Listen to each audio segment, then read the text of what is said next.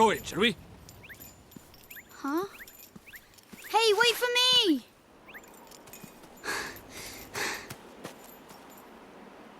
So this is your world. Ah, home at last! But there's a tidy way to go yet.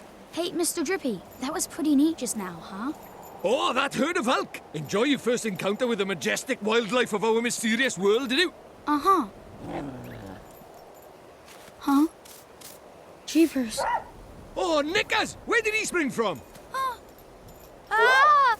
What do we do? He's not like the big softies just now. He's itching for a fight. Proper savage. Let's run away! No, use that stick you got by there. Give him a whacking and send him packing. Huh? Ah! Look lively, he's making his move.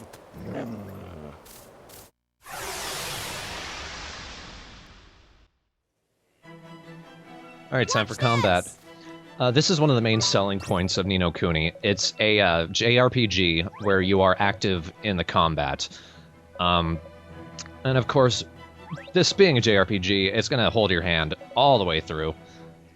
Drippy's going to pretty much tell you everything that I would normally tell you, but since you came here to listen to me, I'm going to say it anyway. What you do is, down at the bottom, you'll see Oliver's head, and he has some speech bubbles around them. Using either the left-right D-pad or just the shoulder buttons, you can alternate to defense, attack, your items, and what have you. When you press attack, Oliver goes into sort of automatic attack mode for a short period of time. And he'll basically just run up, whack enemies with a stick. Later on, we'll be able to get spells, which you will use from this menu. Spells, attack, defense, all has recharge times, as you can see right there. It tends to recharge relatively quickly. If I were to drop out of attack, I would have to wait for it to recharge, or I can just keep attacking and let it go through. What I like about that first fight is the monster literally just sits and takes it.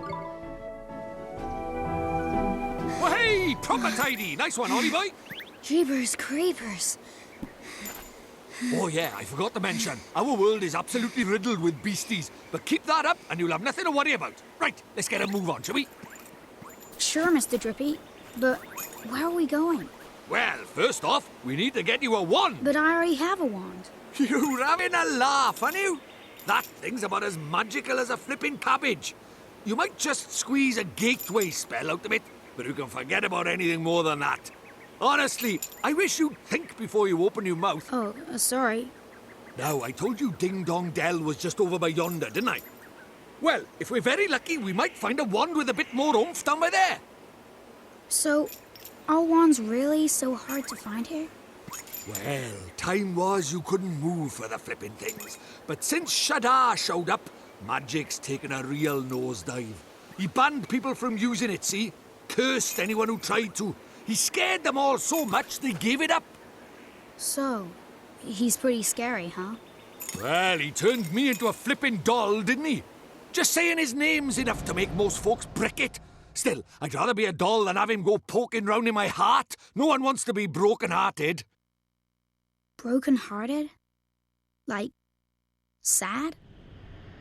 Worse than that, much worse. It's when he steals a piece of a person's heart. Poor beggars don't know whether they're alive or dead. That's no way to live, man. So that's why they're all so scared of him, huh? We can't let him go on doing this. Well, it's not a matter of letting him, is it? It's not like people flipping enjoy it. That's why I brought you here, innit? You might just be able to stop him, see? You really think I can? Course you can! You are the pure-hearted one! And the legends say that the pure-hearted one will drive away the darkness. We'll teach you a few tasty spells and you'll be ready to face him in no time. Sound good to you? Okay, I'll do it. I'll learn magic.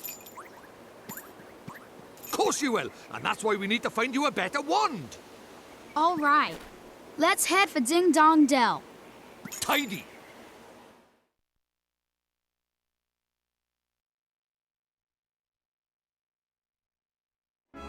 Well, obviously you need to be able to use the magic spell to move the broom around. Well, how was I supposed to know that? You're an idiot! Poor Oliver just gets no breaks. This does also, one thing I like is they take kind of the map approach of something like a Tales of game, where you can actually see the characters approach. You can choose whether to attack them. You usually don't want to let them attack you from behind. But they also give you this idea that you can see the enemy. There's no randomly spontaneous combat. You're not just walking around and go, oh god, I have to fight something. Yeah. I think nowadays it's become unacceptable. It's just an older RPG tribe, I suppose.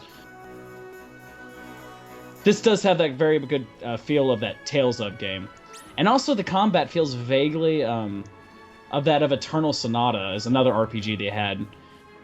The mechanics of light and darkness aren't the same, but the idea of the picking your times and utilizing that system's very similar to that. I'm starting to have my JRPG knowledge show up right now, so I might be a knowledge pool this time, which is great. No, I've only played a handful of JRPGs, but even just finding any JRPG that isn't random encounters and just turns is still very refreshing to me. I've tried to get into Final Fantasy, and every attempt has failed.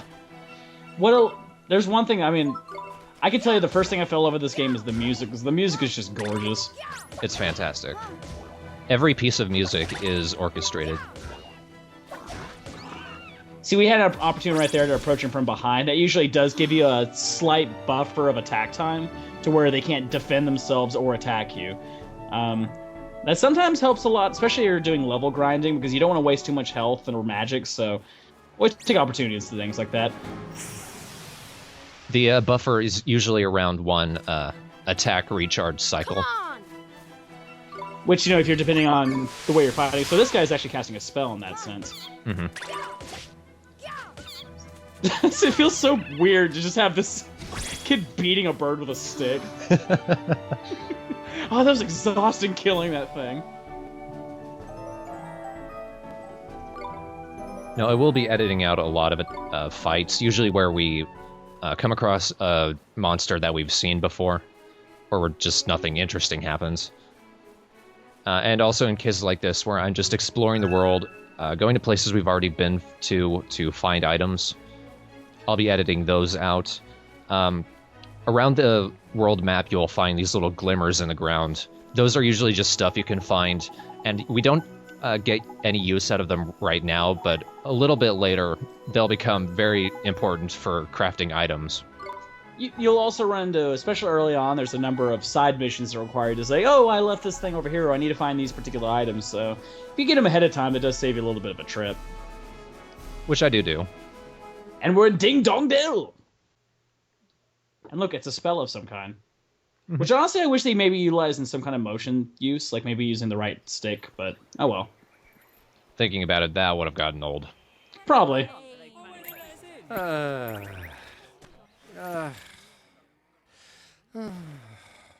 Looks to me like a classic case of brokenheartedness.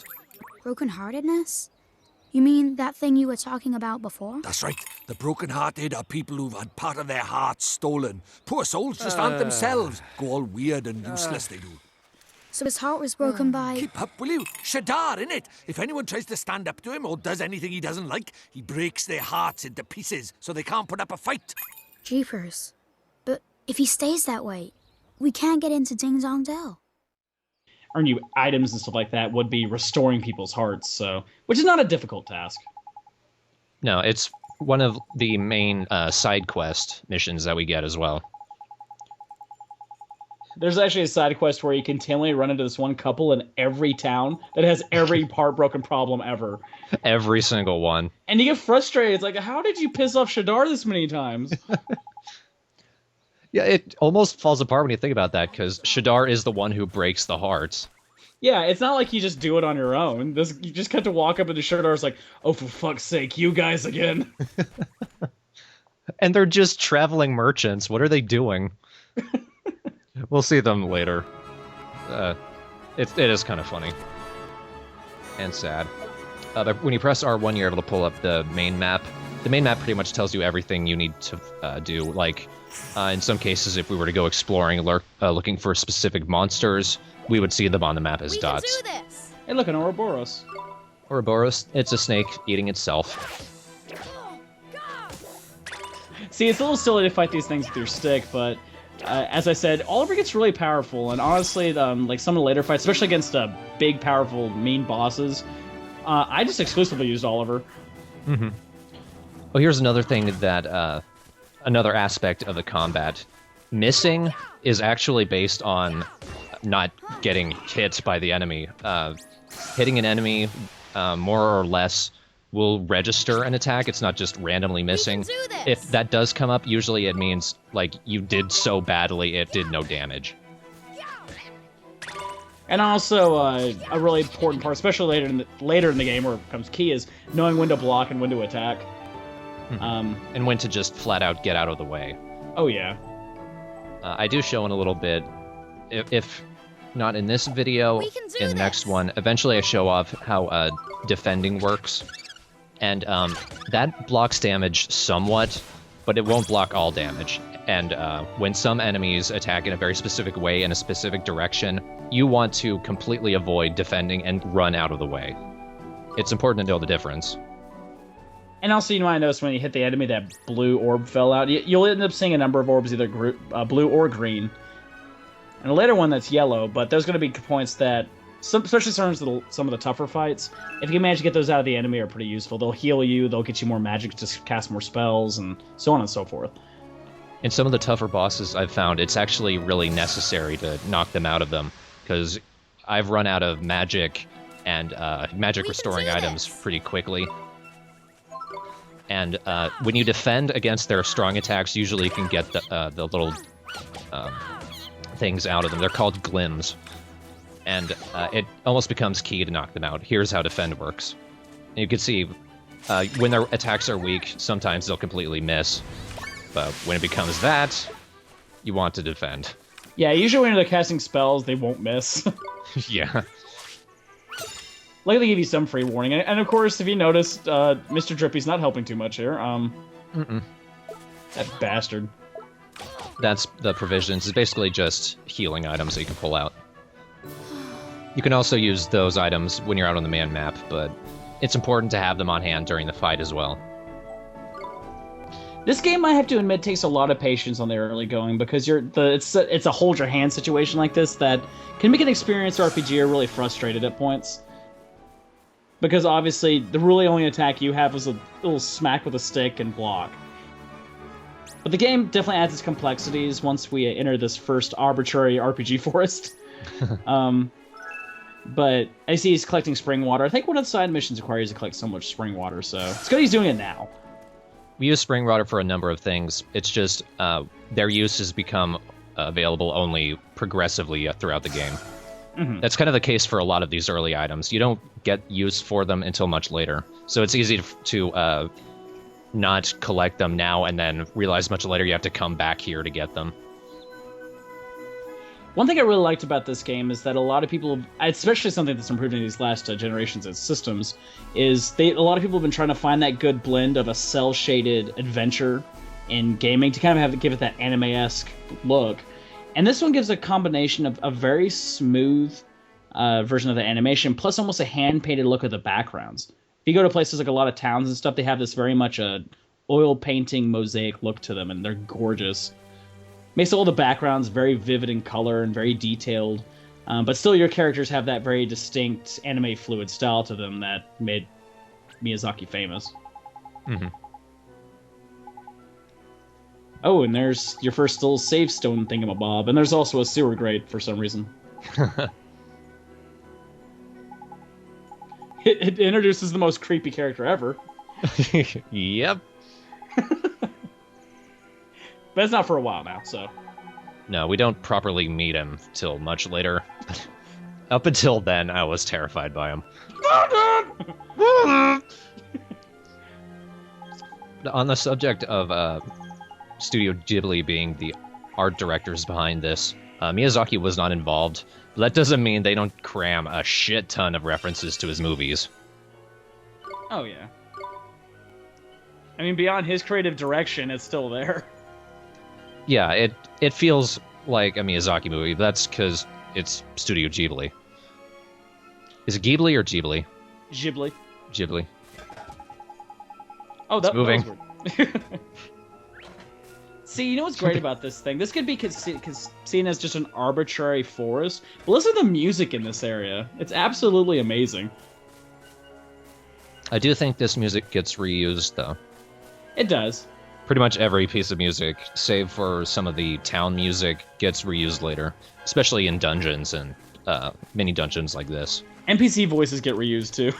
Mm-hmm. Mr. Drippy! Wait for me!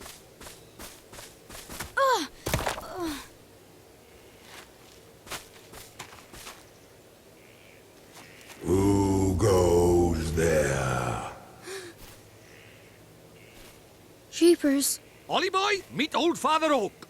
How do, you a leafiness? Oh, Drippy, it's you. And to what do I owe the pleasure? Well, I got a visitor by here from another world, see? And what it is I was wondering if you might lend us a bit of a hand, like. Oh, I should have known.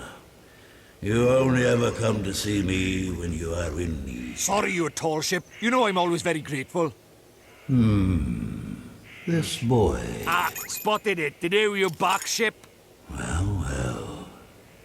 The pure-hearted one. He who will drive out the darkness. And Drippy, you mean to... That's right, your ancient ship. We're off to give Shadar a right royal hiding. You? Why?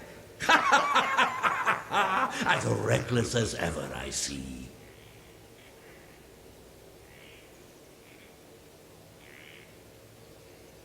Very well. You shall have my aid. But first, we had better give the boy a familiar, had we not? Oh, yeah. Clean forgot I did. He's right, Ollie boy. It might be a bit early, but I suppose we better teach you how to conjure up familiars, innit? Familiars? Yeah, familiars. You're in our world, you can magic up little fighting creatures from your heart, see? They're called familiars. Where we're going, the beasties are only going to get bigger and meaner. So, you're going to need a helping hand, or claw, or beak, or tentacle. Can I really do it? Well, there's only one way to find out. You want to help your mum, don't you? Sure I do. Well then, grab your wizard's companion and turn to the page marked Form Familiar. And I haven't seen that movie. I've seen bits of it, and I think I know the character he plays. I think I saw the one scene he was in. And oddly enough, he's one of the better people in the group. But still, there's just a lot of people just like, I'm acting. Great. I'm famous. I think the last one they made, Ponyo, had like Selena Gomez and shit in it like that. And I'm like, oh, you just all this. Okay, I'm pointing out something that does make me laugh about this tree. He keeps like a bunch of his like supplies just in his branches. He just wiggles like, here's something that fell off of me. Here's my magic dandruff. So this is here's the funny thing. This is the first spell you've received this far, except for maybe Gateway. You get a lot of them. You only maybe use 3. Yeah, I get use out of them occasionally. It just depends. I think this is the only time we use this one, though. This does introduce the very cool mechanic. And a just damn awesome little creature. I love this guy.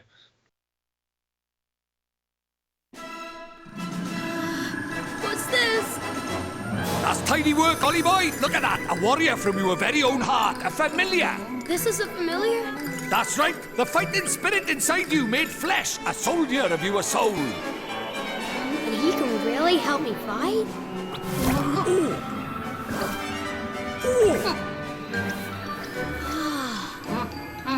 Huh? Ouch! That was a mean trick. And the stronger you get, the harder he's gonna hit as well. Wow.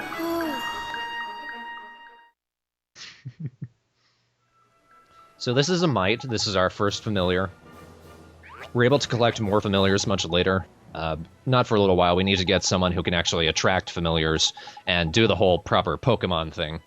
But for now, we've got a mite, and that's really all we need.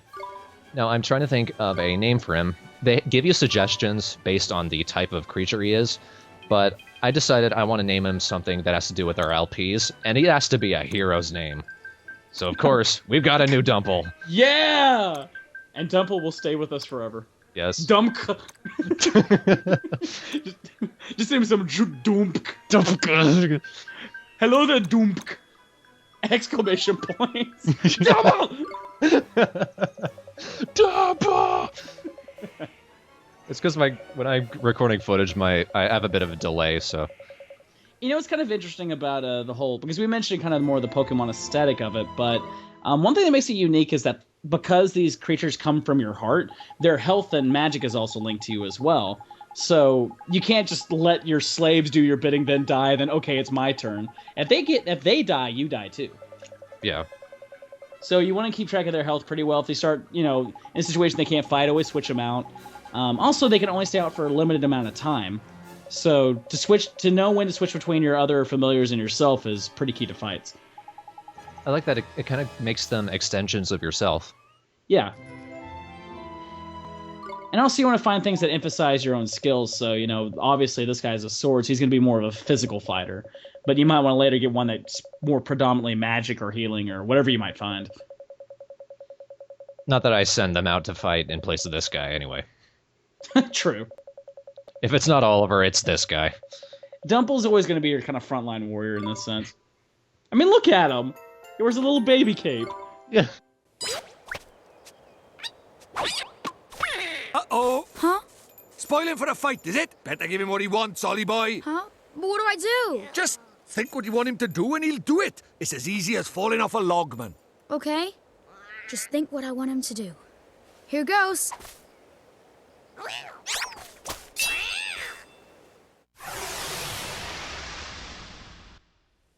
Okay, I'll kill it, I guess. Let's do it!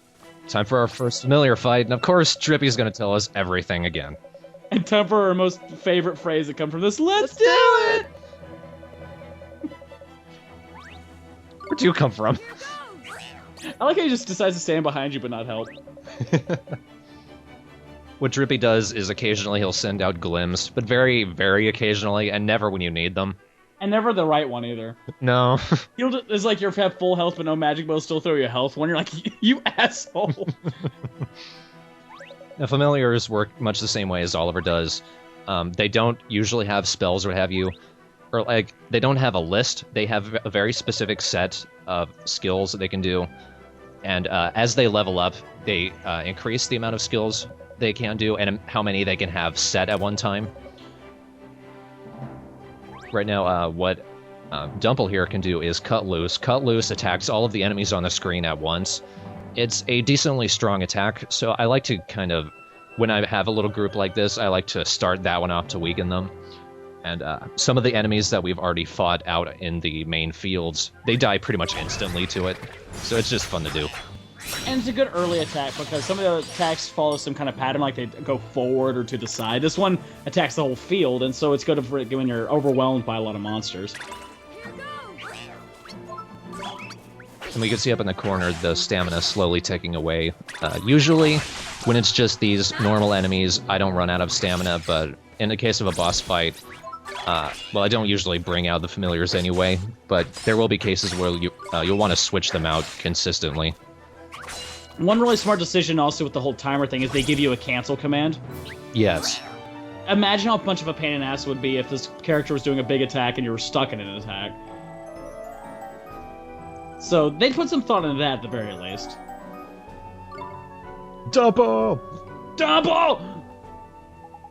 It's facing the wrong way. I wish you put a question mark in there. It was like, double!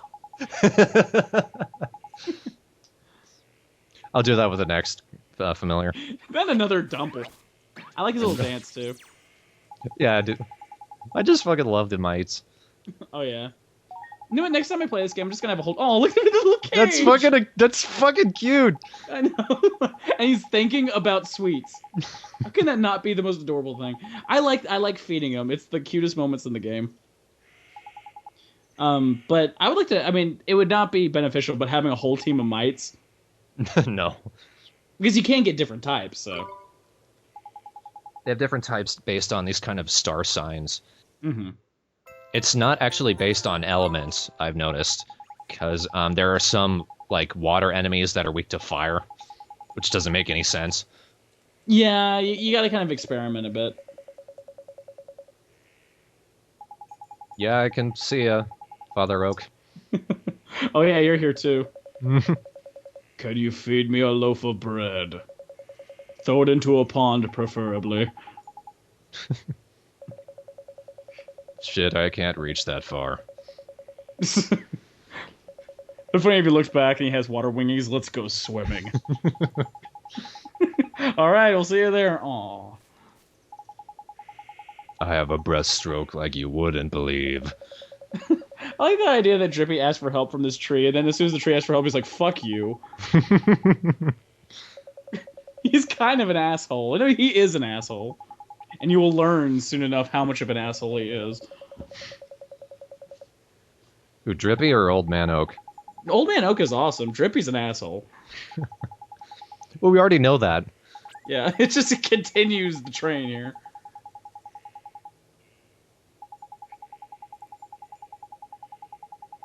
I like how concerned you look. Just, But now that you have an actual physical-based character like that, you'll notice that we've gotten more spells that emphasize support in Oliver's points. So we got a healing touch spell for healing HP, and we'll get some attacks as well, but he's going to definitely be much more of the caster.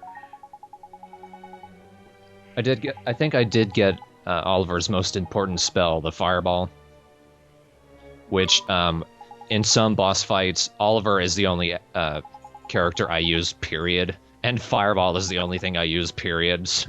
Yep. It's the only thing that does decent and consistent damage. Plus, you don't have to go up to a big boss with this little might and be like, "I'm gonna win." You're like, no. Crush.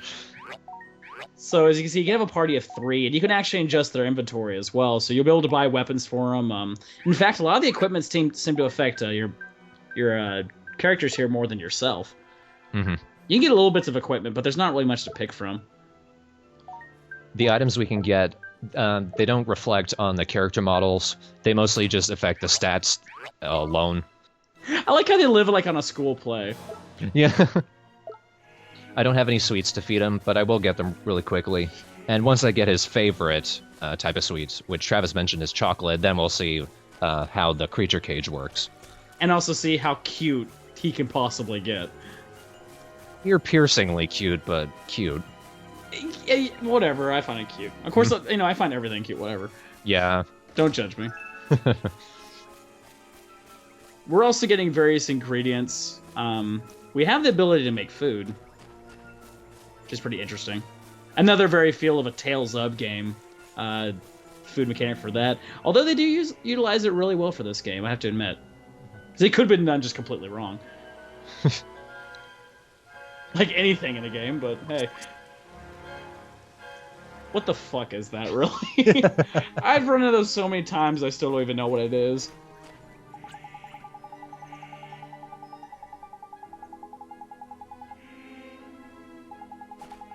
There's something very interestingly annoying about Drippy. You like to keep him around, but there's just this whole thought process of him constantly calling himself the King of Fairies. But he doesn't really do anything. I am the biggest shithead of them all. I have an ego this big, that's my power. He is pretty useful at this beginning point, because although, we're, bitching on the tutorial a bit, it is very the necessity's there for sure. So obviously we wouldn't know what we're doing otherwise. This game can get complicated if you didn't know. Yeah. It's simple yet complicated. I like that, though. That's a good mechanic. You should have a simplicity to the overall design, but there should be a lot of thought behind what you do. It's a nicely in-depth game. A nicely addicting game along with that. Yeah. We talked about that in Skyward Sword. I do one honest wish on this. I felt like I wish some of the side missions were more in-depth, but that's just my thing. A lot of your side missions do become collection missions, but regardless, they can still be fun, and the rewards are definitely worth it. Yeah. We will find, after we've gotten through Ding Dong Dell, then we get to the next town, we'll find the town pretty much has a recycled formula for the kinds of side missions we get. Every town has a certain amount of brokenhearted people, some monsters that are out in the outskirts that need to be killed. A lot of things like that, and it becomes a bit formulaic, but the rewards keep racking up and get progressively more awesome. So it's still worth it to do, and it's still fun. So, and we get also those missions from the town notice board, which also help with gaining abilities later in the game. But we'll see that when we get to it. Yeah. But we just got some sweets. And then as you mentioned, they do have their favorite sweets, like chocolate. The fucker ran right around me. He did a circle. Well, see, these are not as scary for me because you can run away from enemies from hitting you. Luckily. Yeah. Unless he casts a spell, though. Shit. Like that. In retrospect, ow. But Oliver running around does become a rather useful mechanic later in the game. Sometimes it's good to run around for a while and wait things out. See, there you saw the importance of gathering magic. You see how much magic he got back from getting those little orbs. Yeah, the cut loose attack is useful, but it uses, I think, 14 MP. Oh, look at that face. Luckily, every time you level up, your health and magic gets restored. And we got some cake and sundaes, so I think I've got enough stuff to feed to my little dumple here. Just feed it to your little dumple. Feed my little dumple. Just dances every time you show up. Yep. Listen to this sound of enjoyment. I like his little dance, too. just body shake. And the reason you even feed him in the first place is you notice that as you feed them, it does boost their stats. If they eat their favorite foods, and depending on the level of the food, and that's right, I said level of the food, it affects them even stronger. Because if he just eats something he doesn't care for, it's just a small boost, but if you notice when he ate that one bar of chocolate, it gave him already a single boost to his attack. It's usually good to figure out what they eat based on their characteristics. So since he's more of a warrior type, eating something that would enhance his strength would obviously fit more of his repertoire. But one that's more of a magic base or a speed base, just keep in mind the food type that does that boost in particular. Yeah. And chocolate correlates to attack. Mm-hmm. Also, feeding them their favorite type of food will boost their familiarity. This isn't that important right now, but much later on when we get much more awesome types of food that like boost their attacks and what have you, say 6 steps, that will increase their familiarity, and when that grows up, that increases the amount of stat boosts they can have at one time. The limit at the start is just 10 at once. We're already up to 3 out of 10. But when they increase familiarity, I think it also increases the amount of skills they can have at one time. So you can, along with Cut Loose, you could have, say, a fire attack along with it. And I believe it actually stays there too, even when during later in the game when they level up higher. Yeah. So, it's a constant little boost that'll always be there, which is nice. Something so whiny about. It's such a disconnect. Yep. They're a little happy. After killing a bunch of creatures that have not been intimidating at the very least. So much white bread in a forest. Yeah. There's something so weird about that. And in a chest. There's that thing again. We already killed it, so. See, it's a game that definitely, it has its linear path, but it does explore exploration because any kind of hidden path will usually hide some kind of hidden chest or something like that. Here goes. And naturally, it'll be one of those chests that we can't open just yet. This little guy did an attack that makes me blind. It does what you expect, makes your accuracy just go down the toilet. But not completely, so. It don't matter for Dumple. Nope. See, they're taking the Pokemon mechanic and making these creatures look so simple that it makes them cute. They're just like, I can't think. Eyes go in different directions. The Kara-Roten syndrome there. Yeah. We're coming up on the boss fight. See, also a thank God is that when you go to save spots, it also restores your HP and MP as well. Mm-hmm. So it could be strategic. You don't have to save, but it will at least heal you. You don't require to save to do it, luckily. But, you know, if you're fighting a boss, it might be a good idea. Especially since some of them in the later game could be tough. which for a kids game is really odd to say. Yep. Coming up on our first boss fight, and I think this little scene here is hilarious.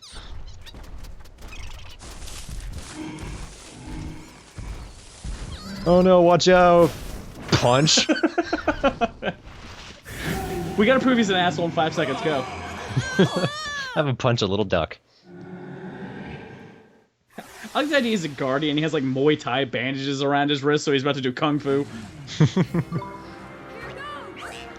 I'm sending out Dumple, but I'll quickly realize this is a job more for Oliver, because the Guardian is weak to fire attacks, and I have Fireball now, so... Plus, he just can smack your shit around like that, so... Yep. This is kind of how most boss fights go for me. I think switch back to Oliver, throw fireballs at them. In some similar method when you get... See, that beeping sound means you're about to lose him. Look. After that cracks, it does give you some sort of penalty where you can't use him until he's recovered, so... If you do pull him back before, then you can let him recharge a little bit, and then pull him back immediately. See, the trick you learn here is that if you notice the character saying his attack on top of his head, it means you probably should block. Yeah. Because for one, it saves you a lot of damage, especially since some of these attacks can kill you one hit, but also, you notice there's orbs that pop up if you block that serious attack, so... Your health is too low if you need more magic. Sometimes it just behooves you to run around until he does a special attack, block, and then hope he drops some magic or something like that. Which is basically what I was saying earlier. That's how defend becomes significant a little bit later. See, we did that those some magic orbs popped out, but this guy likes to do this a lot, so... Mm-hmm. One of the things that's frustrating sometimes is you spend so much time blocking sometimes that the orb you really need disappears. Yeah, I've had that happen. I like this idea that he Miso blocks and he loses his confidence. Aww, I just can't do it. This happens for most boss fights. There'll be some case where they've done a big attack, and either they've missed or something, and they've tired themselves out. Drippy says this is the point to give him a big walloping, but really it's just... It gives you only a few extra seconds when it comes down to factoring in how long it takes to attack, how long it takes to recharge, how long it takes to defend. And this is fucked up. I lost my special attack right there. Yeah, the gold orbs actually give you a special attack, which you got to pick timing on because, for one, you can't block when you have the special orb, so you better use it immediately. But it's usually some kind of high level attack, either attack or sometimes even things like healing marks. But in the case of Oliver, it's the same thing. But when you get some of the familiars, if they manage to get the gold orb, they have different versions of that. Some of them get healing abilities, some of them get special attacks of different elements, so experiment. Some of them are absolute shit. Yeah, I agree. And of course, those familiars are going to be the ones who go after the gold limb. Or someone else's gets it, and you're like, you bastard, I was going for it. Yeah. You damn penguin. The gold glims also completely refill your health, so it's just nice to grab them anyway. The other thing I'm disappointed is that, for all the badassness that Oliver gets, his gold orb one is not that impressive. Oh, it works pretty damn good for me. Yeah, it's just when some of the other characters get him, they're just so much more powerful. Although it is a way to win fights sometimes. It's just to dodge around until you see a gold orb, blast him with the big attack, run around until you get a gold orb, blast him. Make sure your friends are dead so they don't grab it. Sometimes it's a strategy. You need your friends to die. Yeah. Be my martyr.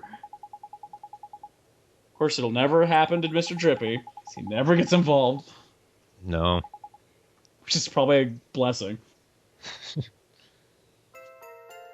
you notice, I really don't have any positive things to say about Mr. Drippy. We don't like Drippy. No. He had good opportunity, but they kind of squandered it. You did well to calm the Guardian of the Woods. And I found what I was looking for. But first, a gift, by way of thanks. Gee! You were on a roll by here, man. I entrust to you one of my closest companions, the Telling Stone. His knowledge of our world rivals even my own. I thought he might help you on your journey. I'm sure if you ask him nicely, He will tell you anything you wish to know. And the other thing, the locket. This is what you came here for, is it not? It is a vessel for fragments of the human heart. To rescue the heartbroken, you will need the locket and the spells required to use it. I will give you those as well. Thank you so much, Old Father Oak. Such a well-mannered child. Unlike some I could mention. All right. Ta, Backface! Some things are as unchanging as the forest. No matter. You had best be on your way. Now, boy, you must come and see me from time to time, and tell me of your travels. I look forward to hearing of your progress. Yes, sir. Let's be off, shall we? Time to head back to Ding Dong Dell and mend a broken heart. Okay.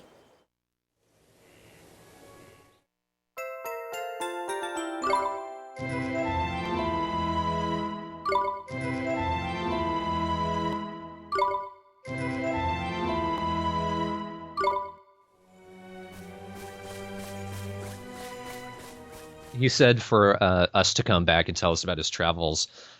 You can't actually do that every time you, say, finished a dungeon or what have you. You can go back to Old Father Oak and tell him the story, and he will give you stuff.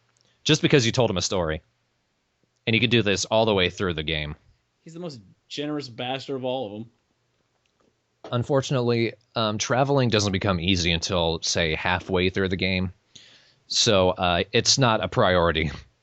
Just like, and it's again comparing to Tales here, it tries to avoid your ability to move around a lot, so you're kind of focused on the task at hand. But later in the game, you get the ability to kind of travel wherever the heck you want, and that just kind of grows as it goes along. So at this point, it's kind of tough to go and visit them, especially when you go later down the line. But then when you start getting the ability to fast travel and all these kind of things like that, it's great. Oh, yeah. Because sometimes you just don't deal with level grinding these same enemies over and over again, but you definitely want to take the time to do it, because you'll sometimes go to some main quest areas and you'll just run into these just simple minions that'll beat the crap out of you. I had gotten to a point in one specific dungeon, little nearer the end of the game. I think I'd actually gone out of order, the intended order, and I went in there and got my ass kicked. So I grinded for just hours on these little enemies, made it through the dungeon finally. Then I went back to what I think was a dungeon intended for you, because you can go into these three out of order as you want, and I murdered everything. I know which one you're talking about. Yeah, fuck that place. I think, yeah, I know what you mean. At least we're not going to make you watch level grinding. No. I do plenty of it, just you don't need to watch it. It's about as fun as it sounds. Unless there's some funny moment. Yeah, like if I completely rape a monster, I'll show that. Literally and figuratively. Maybe not even in that order. We're looking for ways to get banned from YouTube. By God, we're going to get there.